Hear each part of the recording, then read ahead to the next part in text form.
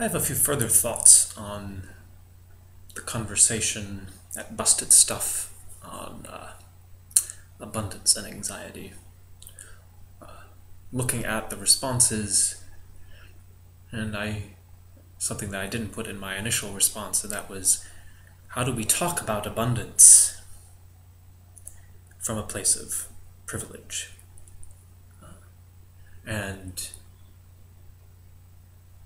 that's why I sort of went the way I did in my previous response, to back away from talking about congregations or church and talk about how Christ maybe challenges me and us in our context. And it does seem that we're in the most wealthy and powerful nation currently on earth, in the globe.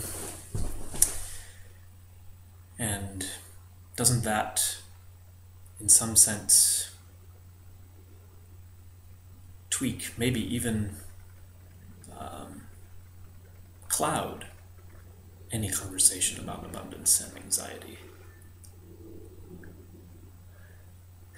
And I was thinking, and depending on where you are in terms of relation to congregations, and I use that term deliberately because I think we don't really know this word church. We throw it about a lot, but sometimes we mean something larger than the local congregation, other times we mean the local congregation, and I certainly would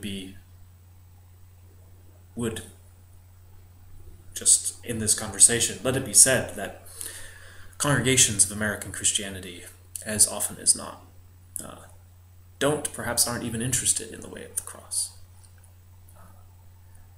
We want to follow Jesus, if we do, or we confuse following Jesus with a lot of cultural American baggage. So then what do we do with this conversation, if that's the case? I'm not sure. But those are my continuing thoughts on abundance and anxiety. And at least, I don't think we've gotten to the church yet in our conversation, but certainly congregations, Christian congregations, American Christian congregations. Yeah, it's an issue.